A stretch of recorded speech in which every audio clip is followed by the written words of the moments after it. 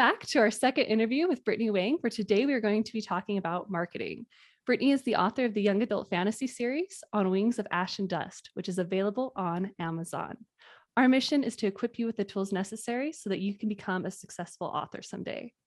So Brittany, can you tell us what has been the most valuable resource for getting your books out in the world? Yeah, I'm kind of going to break this up into 3 different categories as I was thinking about this question: the pre-release, the during release, and the post-release. So like the pre-release, I'm really glad that my friends were super encouraging, ones that had been published before, that were like, the biggest thing I wish I did was that I talked about my book and I got on social media and started building a following before the books were out, because some of them had waited until the book was pretty much ready to go. And then they were like, who do I tell? Who's excited about it? And so I started building my author platform that they call. So especially on like social media, I got on Instagram first, but then I got on YouTube and played a little bit with Twitter. You kind of have to figure out which platform you're most excited about, where your ideal reader is. But that was really, really helpful to meet my readers, my potential readers, to meet people who liked the same books or wrote the same books that I did, and kind of get into the community and learn the culture and kind of get a foot in there and start sharing, about the book that I was writing. And people already got excited, like just sharing the concept and sharing my Pinterest boards and sharing, just different things, the process, the editing. I think was really and kind of got people excited about it. And then also starting my website and then my newsletter, because if you're only on social media, the downfall about social media is that you don't own it. It can go away any day. And sometimes you play by their rules and you still don't get seen. So the beauty about having a newsletter is that, hopefully you don't get stuck in spam folders. There are things that you can do to kind of get around that.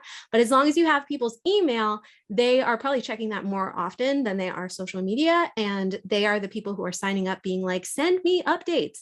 And so that was something that I started building really early on. And now I have like over 4,000 subscribers on there that get my newsletters. And yeah, it's very exciting.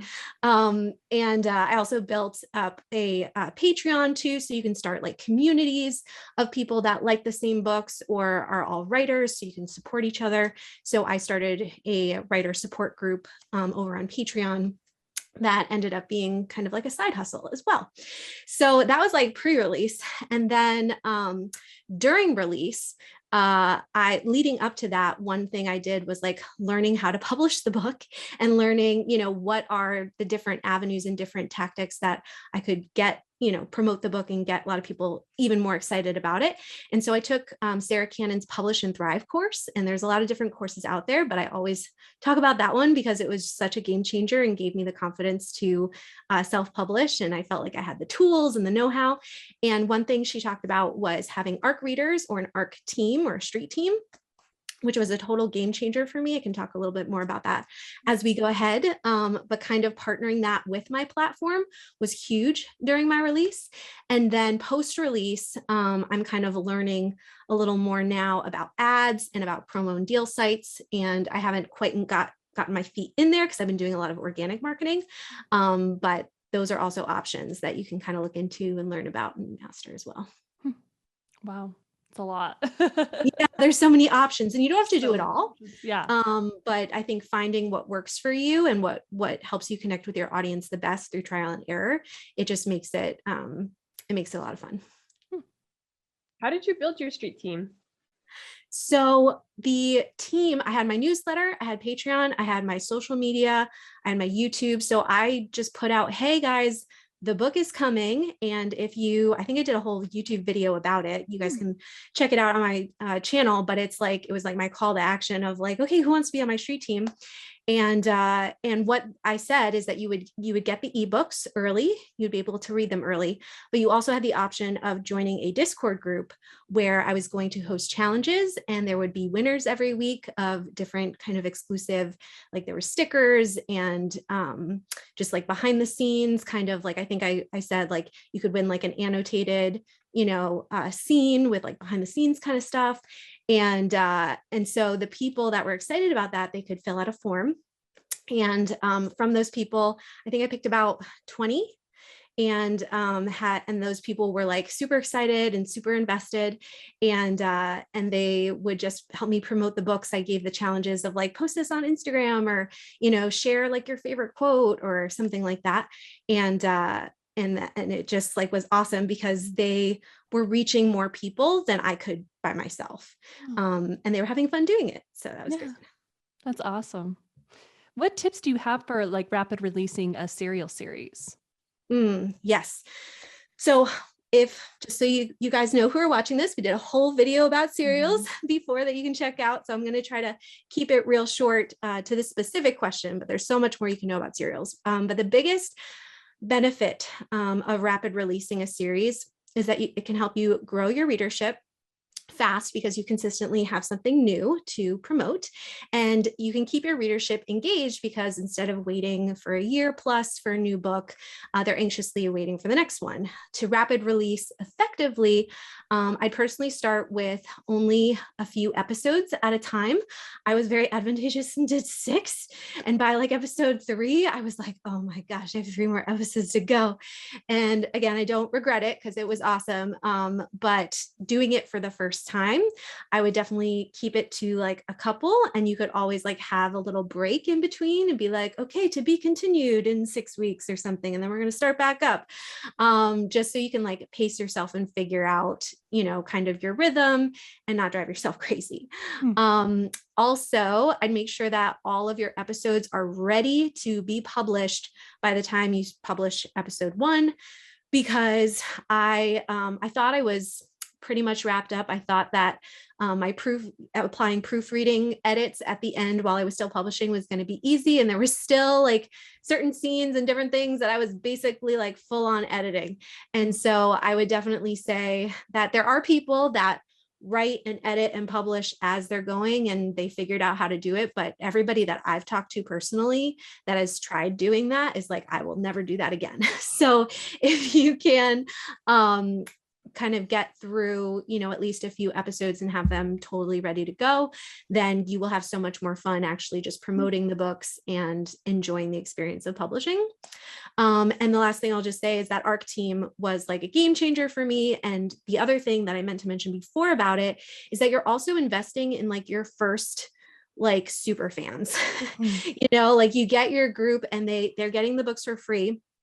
But they are also writing reviews for you. That was part of the agreement. And they are sharing about it, and they are getting insider details, and they're getting personal time with you if you choose to set it up that way. There's multiple ways you can set it up.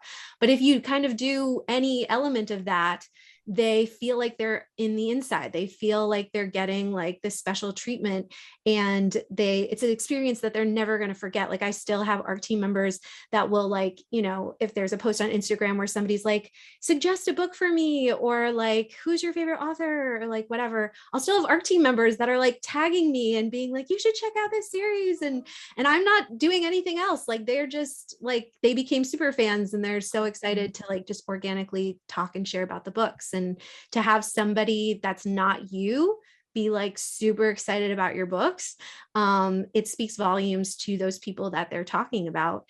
Otherwise it's just you being like, I swear my book is good, and so that ARC team, especially as you're doing those fast releases, they're like really excited to keep going with you and to continually promote it as it's happening, and engaging with you if you choose to do like read along stuff or activities, kind of like I did on my YouTube channel. That's awesome. I will say for our viewers, if you're wanting to know more about a serial series and what kind of more about what Brittany was talking about, we'll link the other interview in one of these corners, but we'll also put in the description below so you can catch that first interview. And it was a lot of good information. Yes, you don't want to miss it. So Brittany, what tips do you have for an author wanting to grow their YouTube channel? And why as an author would you want one? Right. So let's start with why you might want to start one. One is it's just another way to grow your readership and to get in front of other people. But I think the unique thing about YouTube is that it's, for me at least, I feel like it's so much more personal. Like I can read a blog post or I can read an Instagram post, but when I see someone just talking to a camera, I over time, after I've watched a few episodes, I'm like, I feel like they're my friend, like I feel like I understand them. And really when you're an author too, I keep hearing that like you are your brand. Like people will love or hate your books, but like the people who are become the super fans, like they want to know you, like they want to know, why you came up with the story you did, or what inspired it, or like what are you working on now. And so I feel like YouTube just allows you to be that much more personal with your readers. I think I mentioned in the last interview too, Sarah Cannon, but she's one of my favorites, who just is so authentic and so awesome in her videos of being her and doing live streams with her readers and being real personal. And I just think that that's been, besides her books being really good, like that's a big reason why people are such loyal fans of her, because she's opened up so much of herself to her readers. And you obviously still want to have boundaries and like a line, but I think that it just creates this like other connection that it's harder to get on other platforms. The other thing that's really great about YouTube long-term, if you can stick with it, is you can monetize it in a bunch of different ways. So it can become another way of kind of funding your books and paying for editors and cover designers and different things like that, especially obviously if you're self-published, or even like if you're traditional, like buying courses so you can get better at your craft and different things like that. But you can monetize your channel eventually when you have enough views and watch time. You can also create a YouTube membership, which I also have. So you can have like little benefits for people who want to support your channel on a monthly basis. And you can also use it, I think, a lot more effectively to promote certain things. So I have like certain affiliates that I'm a part of. I feature my merch for my books. So sometimes I like bring them on and I'm like, yeah, it's merch, it's fun. And then I have my Patreon and I have my author website Bootcamp. And I think, again, visually and when you talk about it, it's just very compelling when it's on YouTube. Some tips I would give though, and some disclaimers if you're going to try it, is first, I don't think it's for everyone. I think it is a beast that is hard to tame. Sometimes it's hard to understand. There's a big learning curve. But if you're really excited about it and you want to try it out, I think it is worth so much if you can get into it and stick with it. For the kind of channel that I think most of us are looking at, I would also think about your audience. Are you directing your content mostly to readers?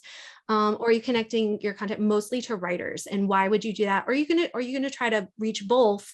And if you are, like, how are you gonna balance that? I chose to go mostly the writer route when I first started, because I just wanted to connect with other writers and I wanted to share, but I also wanted to learn. And I saw people already doing those kind of channels. So that's kind of, how I got into that. And like, I loved teaching. So that was another thing of like, okay, I learned this, now I want to share it. So I looked at like the kind of person that I am, but I will also say that a lot of people that follow me don't necessarily read my genre. So I'm having to find or think of, do I start another YouTube channel, that directs mostly to readers who write or read the kind of books that I write?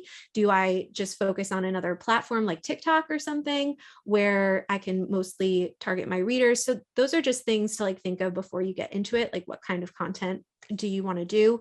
One thing I did think of is how I could reach the readers and writers is reading young adult fantasy books and then doing videos on like, what did I learn about writing from reading those books? Things like that, where I could kind of blend both audiences and see how that goes. But I think like I said, it's a big learning curve. And there are tons of YouTube channels out there that are like YouTube help channels, like YouTube channels that teach you how to do YouTube. And I would binge those. I would take notes on their videos. I have whole playlists of ones that I've found the most helpful. And I will just shout out Think Media and Catherine Manning, I think are ones that I watch a lot. And they've just given me so many like free resources and tips and just different things that I feel like, okay, I can try this and take that and kind of up my game every time I do a video. I would also make sure your content, when you're thinking about a topic, the best ones that are searchable or that, people really connect with, especially when they don't know you in the beginning, is something that's educational, entertaining, or inspiring. So if you can fit one of the topic that you're thinking of in one of those categories and kind of figure out how to market that to your audience. That is super, super helpful because it's something that you're sharing. It's also something that they find valuable. And the last thing I'll say is to have fun. And we were actually talking about this before we got on the official interview, but I was just like, it's very easy for me, especially as like a little bit of a perfectionist and also someone who like likes to have a plan and likes to have all the notes and whatever. It's very easy to get into this place where you like are so focused on making a good video that people can tell you're not having fun. Like, like you're either robotic or you're like a little reserved or whatever, and you're not really showing who you are. And I think the channels that I love watching the most are the people who look comfortable in their own skin, are having fun, and are giving great value, but are doing it in a way that's like unique to them. And in a way that like, I feel like every time I watch one of their videos, I'm checking in with a friend. And so that's just something that like, I've been trying to tell myself before I watch it or before I record a video every time. It's like, okay, remember, if like, this is something like you've decided to do, you've committed to do, you want to do, but have fun, and like, let that kind of exude as I'm recording. So that's great advice. And you nail that on your channel. I love your videos. If you haven't already checked out Brittany's channel, we highly recommend it. She's got awesome advice on there for writers. And then she also talks her books, but yeah, you do a fantastic job on yours. Thank you. That's what you want to hear. Is there anything that you do specifically to market or promote your books on your YouTube channel? Yeah. And again, I thought of like kind of 3 different categories. So like pre-release, I focused a lot on giving updates on my book, like this is, describing what it's about first, but then being like, okay, now I'm in the outlining. This is how I'm outlining it, or this is how I'm editing, or these are the things that are going wrong. Like people love videos that are like, these are the top 10 things that you should not do that I learned the hard way, So sharing those things, the behind the scenes details, and inviting people to sign up to my newsletter to get even more, was also another step. During release, I really enjoyed, and this is something that's probably partial to me, but I really enjoyed doing read-along videos. I really got into doing live streams with my audience in the past like 2 years, I think. And so I did live readings, I did book discussions, I answered their questions, I interacted with them live, obviously, and then I hosted activities and even contests. Like we did a trivia game after everybody read episode 2, which was really fun. And then I hosted a fan art competition during one, and then featured everybody's art in one of the videos. So I think that really, again, got people involved and excited to like, oh, I don't want to miss out on like all the fun things. So like, I'm gonna read so that I can get in on the activities. And then post-release, I'm in this place where I do have a paperback coming. So I'm going to soon be coming out with videos that kind of, here's the cover reveal and here's the thing. I'm going to get back into that. But I think in the in-between where I'm doing more of my normal content, like tips and stuff, I always try to like relate in some way back to my books in an organic way. So if I'm talking about outlining, I can talk about what I learned about outlining my book, or if I'm talking about publishing, or if I'm, doing different things like that. But also, I can also sprinkle in sharing updates, talking about sales that are coming up, or even more like behind the scenes stuff that people ask for. So those are some ideas. So did you start pretty early on your YouTube channel talking about your book, like even when you were just outlining and like really early on, just to naturally kind of get a conversation going about it? Yeah. So, man, I think it was 2018 that I started my YouTube channel. And I actually started that because on Instagram, where I originally started, I was on Instagram stories, which had just become a thing. And I was like, okay, I want to try this. And it's like video again, to like be personal and to like connect with people. And I had people starting to ask, like, do you have a YouTube channel? Like, have you thought about doing one? So I got into that. And at that point, I think it was, equal parts sharing what I'm learning as I'm writing it. And then also, again, like sharing, this is kind of like the concept. These are like the comp titles. Like, again, this is like my Pinterest board or different things like that. And so yeah, some people have been following me all the way 2018. And then by the time like the book came out, they were like, it's finally here. So that was really fun. And I think, you know, you have to be creative if it's going to take you a while to finish. But I think it is really cool also personally for me to go back to those videos and like kind of I rewatch them every once in a while just to be like, first like cringeworthy, but also like this is like my chronicle, my journal of like how I got to this point. And these were the things that I thought I knew. And sometimes I do videos like I think I did one video of like, this is my writing process. And then like a year or two later, I was like, this is my updated writing process. And these are things that I've learned since. And you can always like kind of organically talk about whatever project you're writing, I think within that. Wow. Yeah. That's I love awesome. that. Yeah. So tell us a little bit about the website services that you offer. Yeah. So I have a couple different services. One is designing websites and newsletters for people. That's something that I'm kind of moving a little way away from because publishing has taken on a lot and having a baby. So that's going to change a whole lot and take a lot of my time. But the other thing that I do is I have an author website bootcamp course. And so right now it's set up as a self-study that you can go through the course at your own pace. And it shows you how to not only design your website in the most easiest way, because Wix.com has drag and drop stuff, which is what I use. And so I show all of the tips and all of the strategy that I used in creating my website in that course. And I kind of walk through all the features live. And then I talk about not only design, but strategy and why you should set up your website the way you should to sort of bring your viewer from like, okay, I'm going on this website and now what do I do? You know, like you kind of want to guide your viewer to what you want them to do. So if your main thing that you're kind of wanting them to do is sign up for your newsletter, then everything that you create kind of moves them in that eventual direction, whether it takes 2 or 3 clicks, you know, because it's like, oh, they came to like read more about your book.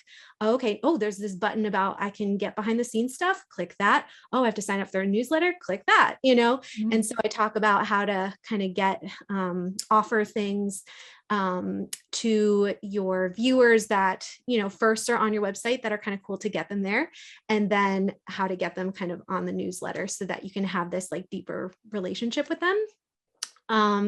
And yeah, so I do like kind of suggest that you go through a new module every week if you can.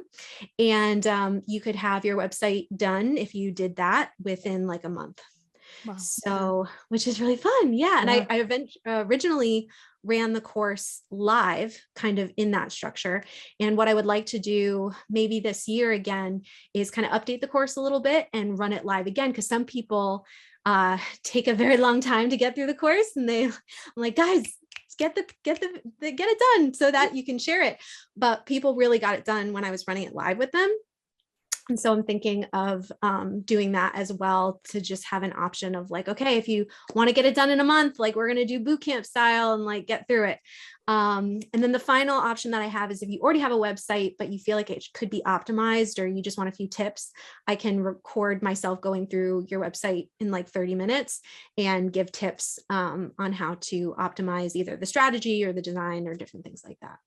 Wow. Awesome. I'll have to check that out. I still need my website. I've been slacking. And if you want a website to reference or look at Brittany's website. It's so good. It's fabulous. Yes. It's so professional. It's so easy to know exactly what she offers, what she's about, to find her books, to like find all her social media accounts. It's very, very well set up. Mm-hmm. So definitely is. Yeah. Brittany, what is one piece of advice you'd like to leave with our viewers? Yes. I had to think long and hard about this because I'm like, there's so many things I could say, but I think when it comes down to it, I would say the biggest thing that's helped me on my journey is to find or create a writer support group. I wouldn't be where I am, or my books wouldn't be at the place that they are without the other writers around me. And so I just think it's really, really important to find those people, especially not just, I mean, you have support, you can have your family and stuff, but if you get a smaller group of writers, they know what it's like. They know what you're going through. Some of them might be ahead in the journey. Some of them might be behind. And so those people that are ahead of you, you can kind of look to and ask questions and glean from what they've learned. The writers that are behind you, you can kind of be that person to help bring them along. And then you have also, like, people have their strengths and weaknesses. So some people might be really good at building up their author platform or their newsletter. Some people might be really good at developing characters. Some people, so you can find those friends. I just feel like your craft and the way you present yourself as an author.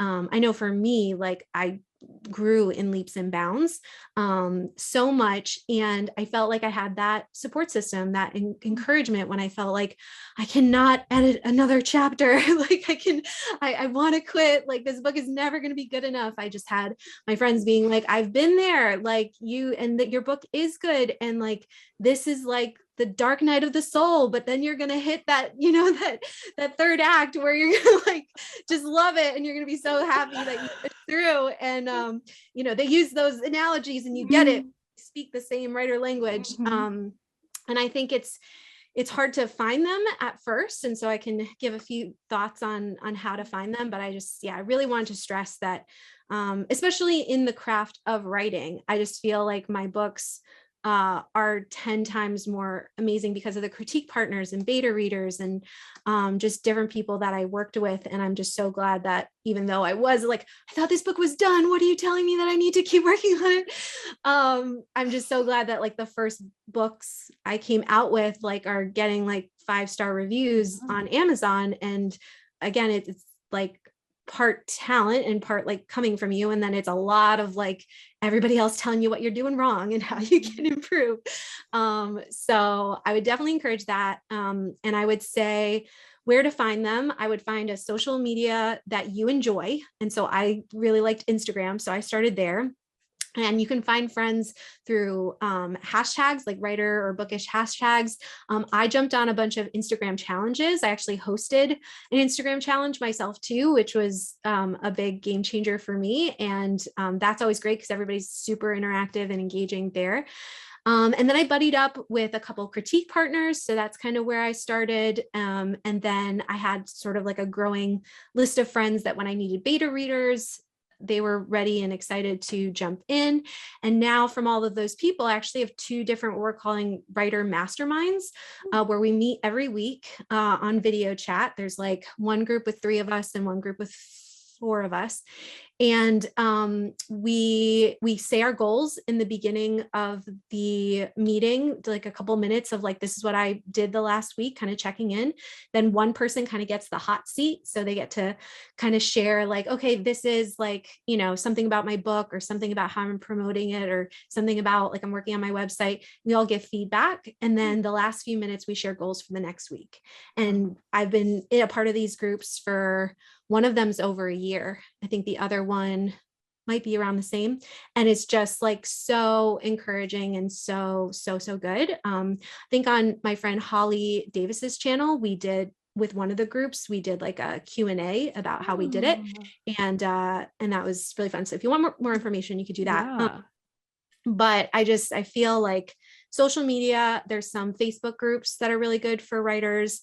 And then I'll just put in here too, that I host a writer support group over on Patreon, and we have a Discord group where a lot of people have found critique partners, beta readers, and just all around support systems to get to the next step and the next level of where they want to go in their career. So I think that's the best advice. Me and Brooke, we found each other on Instagram and like we, critique our partners now. And I'm like, what was I doing before? Like what I think as writers, we think it's got to be this like solo, lonely journey. And it is like the writing, yes, but it doesn't have to be like that all the time. And like without feedback and without like that writer community, it's a lonely life being a writer. Uh-huh. You, It really is. you've got to can have be. that community. Yeah. Yeah, but it doesn't have to be. And that's Mm-mm. where I think that, you know, and like some of us are like, well, I'm an introvert and I don't like, you know, I'm like nervous to share my stuff. And you have to find the right people. Yeah. I ran a activity once about helping people find critique partners, and there was this whole like, you know, ask the person this or find people that are like this, because it's kind of like dating where you're like, okay, we're like kind of stepping in and like we're gonna see if we jive, and like it might not work out, you know. Yep. But when it does, and when you find it, it's just like it's a total game changer. Mhm. Mhm. Absolutely. I agree. I was telling Carly, I was like, I it's so rare for me to find someone as obsessive as I am. Yeah. Mhm. And then you like find her and you're like, I'm never letting you go. It's like, really? I'm like, yep, we're friends for life now. Yeah. Yeah. And then you can like support each other too when your books are coming out and different things like that. It's like you have those people to like be in your corner and to be like, yes, Mhm. I've read, you know, their writing and I've, you know, they're awesome. And, you know, you just have one more person to be like, you know, helping you get out there. Yes. And We to need that as celebrate with you writers. too. Mhm. Yes. Or to cry with you. Or to cry with you. Yeah. Struggle to go. Oh, this is so much fun. Thank you so much, Brittany, for doing this interview with us. Yes. Yeah, Thank you for thank asking me. This is you. definitely Mhm. a lot of fun. And don't forget everyone to check out Brittany's YA fantasy series On Wings of Ash and Dust. It is available on Amazon and it is so good. And then check out her YouTube channel where you find out more about her books and you learn writing tips from the pro herself. And then we'll link all of Brittany's social media accounts in the description below, including her website where you can find her other services that she offers, including her website design. And don't forget to like, comment, subscribe, and share, and ring the bell to be notified when our next video is up. We're so appreciative of you coming to watch today. So thanks, everyone. Bye.